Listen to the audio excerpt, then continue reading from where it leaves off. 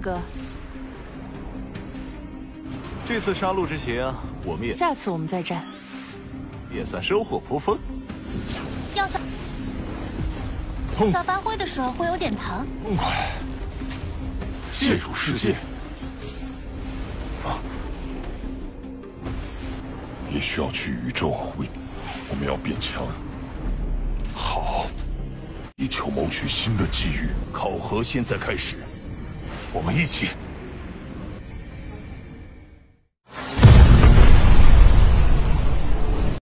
Kami menyambutmu, Luo Feng, Hong, dan Dewa Petir bertukar pandang, pada saat yang sama berbicara dengan nada hormat. Menghormati yang kuat, ini adalah bentuk kesopanan paling umum di alam semesta. Aku sudah mengamati kalian bertiga selama lebih dari sebulan. Pria jangkung dan kokoh itu memandang mereka bertiga, menunjukkan senyuman. Sejak kamu memasuki Killing Field, kamu telah berada di sini berlatih setiap hari, tanpa pernah berhenti sehari, benar kan? Petik 2. Luo Feng kaget, pria ini setidaknya seorang tuan domain, dan dia telah mengamati mereka selama lebih dari sebulan. Luo Feng menoleh untuk melihat Hong dan Dewa Petir, mereka juga berada dalam keadaan syok yang sama. Namun, aku tidak mengerti mengapa kamu tetap tinggal di sini di Killing Field. Datang ke sini sesekali tidak masalah, tapi tinggal di sini untuk waktu yang lama, itu buang-buang waktu. Pria jangkung dan kokoh itu memandang dengan rasa ingin tahu pada ketiganya. Buang-buang waktu, alis Luo Feng berkerut. Apa maksudmu? Dewa Petir juga mengerutkan alisnya. Hong diam-diam menatap pria itu. Bukankah gurumu pernah memberitahumu? Cara tercepat untuk berkembang, cara paling efektif untuk berkembang adalah dengan terlibat dalam pelatihan saat berada dalam situasi hidup atau mati. Pria jangkung dan kokoh itu bertanya dengan rasa ingin tahu. Ini saya mengerti, kata Dewa Petir. Hong dan Dewa Petir secara alami tahu. Era di mana bumi menghasilkan paling banyak prajurit adalah selama Nirwana Besar, juga selama periode Kristal Muya. Kembali selama periode Great Nirvana, dalam beberapa tahun, manusia berevolusi dari yang lemah menjadi tiba-tiba memiliki sejumlah besar pejuang, bahkan hingga munculnya penjelajah bintang. Dan beberapa dekade kemudian, ketika Kristal Muya ditemukan, sejumlah besar prajurit lainnya diproduksi. Jika kamu tahu, lalu mengapa kamu masih tinggal di sini di Killing Field? Pria jangkung dan kokoh itu bertanya. Ini juga pertempuran hidup atau mati, pertempuran dengan bahaya ekstrim, kata Dewa Petir.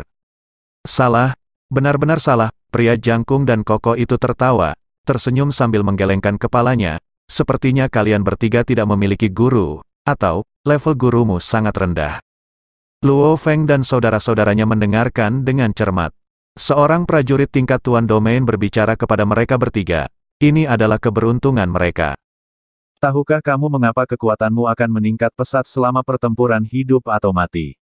Pencerahan cepat, evolusi cepat. Tahukah kamu logika di baliknya? Pria jangkung dan kokoh memandangi ketiganya. Mereka menggelengkan kepala. Ini adalah sesuatu yang belum sepenuhnya mereka ketahui. Pria jangkung dan kokoh itu menghela nafas. Dengan hidup atau mati, ada ketakutan yang besar. Dengan hidup atau mati, ada motivasi tak terbatas. Sama seperti menghadapi jarum yang menusuk ke arah mata Anda, seseorang akan menutup matanya tanpa syarat sebagai refleks. Menghadapi kematian dan bahaya semacam itu, setiap sel tubuh akan berjuang tanpa syarat, bahkan gen akan berlomba untuk berevolusi. Ketakutan akan hidup atau mati, bahkan akan menyebabkan jiwa tubuh untuk mencapai kondisi puncak yang biasanya tidak dapat dicapai seseorang. Dalam keadaan seperti ini, manusia akan dengan mudah memperoleh pencerahan, berkembang dan tumbuh lebih kuat. Petik 2. Luo Feng, Hong, dan Dewa Petir menahan napas. Ini adalah bentuk refleks tanpa syarat. Atau Anda bisa menyebutnya refleks kehidupan. Dalam menghadapi kematian, kehidupan akan melepaskan dari kedalaman terdalamnya bentuk perjuangan terkuat. Beberapa orang telah berlatih keras selama beberapa dekade untuk tidak mampu menerobos, mungkin hanya dari satu pengalaman hidup atau mati, yang dapat menyebabkan mereka menerobos. Pria jangkung dan kokoh memandang ketiga, ada ketakutan besar dalam situasi hidup atau mati, dengan energi tak terbatas. Inilah mengapa banyak prajurit mempertaruhkan nyawa dan pertempuran mereka dalam situasi ini. Luo Feng berulang kali bergumam pada dirinya sendiri, ada ketakutan besar dalam situasi hidup atau mati. Ada energi tak terbatas. Hong dan Dewa Petir juga tenggelam dalam pikirannya. Yang kuat yang kubicarakan, adalah level alam semesta, penguasa domain, penguasa sektor, dan bahkan yang abadi. Pria jangkung dan kokoh itu menekankan, lebih dari 99% dari mereka bergabung dengan aliansi tentara bayaran alam semesta, terlibat dalam misi hidup atau mati. Battle Axe Colosseum, sangat brutal, setiap pertempuran adalah hidup atau mati, selalu ada orang yang mati. Tempat seperti itu, namun bisa begitu sukses, itu karena terlibat dalam pertempuran berisiko seperti itu adalah cara tercepat untuk berevolusi. Para pejuang alam semesta, berapa banyak dari mereka yang belum terlibat dalam perjalanan berbahaya sejauh ini? Petik 2. Pria itu memandang mereka bertiga, itu sebabnya, saya penasaran, mengapa kalian bertiga membuang-buang begitu banyak waktu di Killing Field? Menghabiskan beberapa hari sesekali dapat dianggap sebagai pelatihan.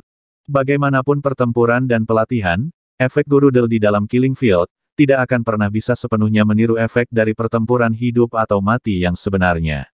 Itu karena, ruang pembantaian, ruang pertempuran, bahkan jika kamu mati, kamu akan dihidupkan kembali dalam sekejap.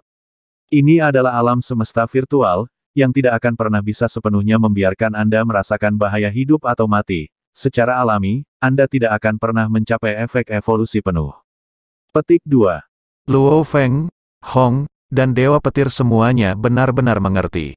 Mengapa setelah beberapa hari, mengalami begitu banyak pertempuran berdarah, terutama di dalam ruang pembantaian, ketiganya telah menyesuaikan begitu banyak prajurit yang kuat, menyebabkan mereka menjadi sangat bersemangat dalam pembunuhan mereka. Namun demikian, efisiensi evolusi tubuh ketiganya masih sama seperti sebelumnya. Hong masih seorang penjelajah bintang level 9, tubuh Luo Feng dan Dewa Petir masih sama tanpa ada peningkatan, mungkin keterampilan dan pengalaman mereka telah meningkat, tetapi tubuh dan fondasi mereka tidak membuat terlalu banyak kemajuan. Benar, tidak ada ancaman nyata dalam kematian di alam semesta virtual, orang tidak merasakan bahaya di sini. Bagaimanapun juga ini adalah dunia virtual, ada kebangkitan instan setelah kematian. Secara alami tidak ada ketakutan, kebingungan, kemarahan, Luo Feng berpikir dalam hati, pada saat yang sama meraung dalam pikirannya, Babata. Mengapa kamu berteriak padaku? Dari kesadarannya, Babata berkata dengan lembut. Kenapa kau tidak memberitahuku semua ini, bahwa menghabiskan waktu yang lama di dalam Killing Field akan membuang-buang waktu? Luo Feng mengamuk. Kamu tidak bisa menyalahkanku. Kamu sudah memiliki tubuh binatang bertanduk emas, jadi kamu tidak memiliki hambatan untuk menerobos. Kamu dapat terus meningkatkan sampai puncak penguasa sektor. Mengapa terlibat dalam misi hidup atau mati? Meskipun evolusinya akan lebih cepat, tetapi risiko kematian juga sangat tinggi. Saat kekuatanmu lebih tinggi, tidak akan terlambat untuk pergi. Aku baik-baik saja, tapi bagaimana dengan kakak laki-lakiku? Luo Feng bertanya. Mereka, tanpa ancaman hidup atau mati. Level bintang bisa dianggap puncaknya, kata Babata. Puncaknya, kenapa kamu tidak bilang begitu tadi? Luo Feng hanya mengerti sekarang bahwa menghabiskan waktu di Killing Field hanya membuang-buang waktu untuk Hong dan Dewa Petir.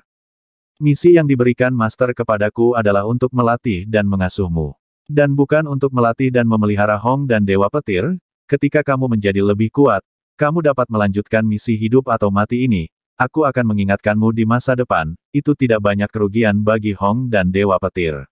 Rencana pelatihan selalu menjadikanmu sebagai intinya. Babata mengatakannya dengan jelas dan terus terang. Ketika Luo Feng mulai merasa menyesal terhadap Hong dan Dewa Petir. Misi hidup atau mati, mata Hong dan Dewa Petir bersinar. Pantas saja aku tidak mampu menembus dan mencapai level bintang. Hong berkata dengan lembut. Misi hidup atau mati. Ya, itulah hidup yang cocok untukku. Aku terus merasa tidak ada sensasi dalam hidup yang damai. Tidak ada kekuatan atau semangat dalam tubuhku. Jadi begitulah, mata Dewa Petir terlalu bersinar. Kakak ketiga, haruskah kita bersiap untuk berpetualang? Dewa Petir memandang Luo Feng. Pada saat ini, pria jangkung dan tegap yang berdiri di samping tersenyum. Misi hidup atau mati adalah sesuatu yang harus dialami setiap pejuang yang kuat, menerobos setiap level, melebihi diri sendiri, itulah jalan bagi yang kuat. Namun sebelum itu, aku punya, untuk sedikit mengingatkan Anda, pentingnya fondasi tubuh. Garis keturunan yang berbeda memiliki efisiensi evolusi yang berbeda. Beberapa berkembang dengan mudah selama situasi hidup atau mati, beberapa lainnya berkembang pesat bahkan dalam situasi yang sama. Beberapa ras, ketika mereka mencapai kedewasaan, mereka dapat mencapai level bintang, bahkan level alam semesta atau bahkan level penguasa domain. Ini garis keturunannya. Lihat daftar ini. Ini memisahkan garis keturunan manusia menjadi 10 dari garis keturunan yang berbeda. Lihatlah, yang mana dari kalian bertiga, mungkin aku dapat membantumu berkembang di jalur terbaik, mengambil jalan yang tidak terlalu berangin, dan pria kekar tersenyum ketika dia berkata, menunjuk ke layar, sebuah daftar muncul di layar.